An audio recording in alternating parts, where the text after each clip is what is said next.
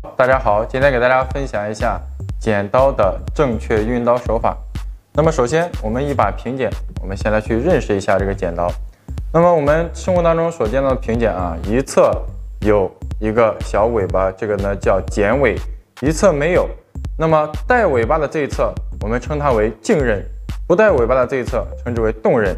那么也就是字面意思，静刃呢，我们通过在运刀的时候，静刃这一侧是保持不动的，同时呢，动刃是负责剪刀的张开及合上啊。那么我们运刀手法有两种，第一种呢叫大切口，第二种叫小切口。那么首先来给大家示范第一种手法，大切口。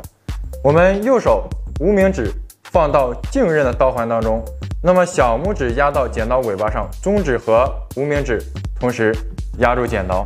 那么这时候我们要控制我们的剪刀，它的刀刃的部分让它向虎口的位置进行靠拢。那么这时候呢，注意我们大切口的运刀手法，大拇指去进行摆刀。首先第一点是指尖的部分啊，不要伸进去刀环太多。同时大切口进行摆刀，大拇指的手指是直的，不要让这样去弯曲，这样去弯曲是错误的啊。那么来给大家示范一下。那么首先大拇指指尖放进我们刀环进行去摆刀啊，大拇指是直的。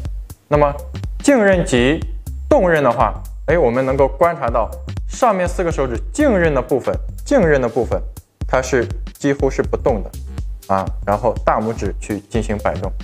那么我们生活当中去进行剪发的过程中，同时要配合到我们的左手啊，左手的一个手指摆位。那么我们左手去拉发片，比如说在这里呢，我们梳一个发片，梳一个高角度的发片，手指夹住啊，梳子收起来。这时候呢，我们可以大切口在指背上进行去运刀。那么指背放到哪里呢？放到我们的食指上啊，静刃的刀背放到我们食指的指背上进行去运刀剪掉头发。同时还可以指尖朝上，或者说是指尖朝下，这个根据我们个人的操作习惯啊。好，那么再有呢，第二个手法，就是我们这个小切口啊，依然是我们无名指的手指放进静刃的刀环，大概放的位置啊，不管大切口还是小切口，都是放到大概就是第2个关节处啊。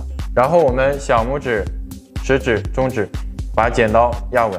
那么小切口与大切口不同的是呢，小切口的握法，要放松一些，握着剪刀。那这时候呢，我们的食指搭到中心轴侧边啊，然后我们小拇指不是小拇指啊，大拇指弯曲指尖的部分放进动刃的刀环啊，大概这个手法。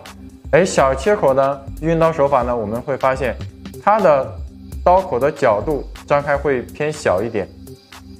那么它去剪掉这个头发呢，切口比较小，那么它剪掉的刀数呢要多一点，可能要剪个4刀、5刀，把一个发片剪齐。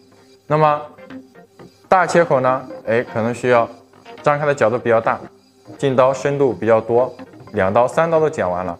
那么同样是把头发剪掉，就是它对于效果上没有区别，只是说根据个人习惯以及不同的运刀手法去使用就可以了。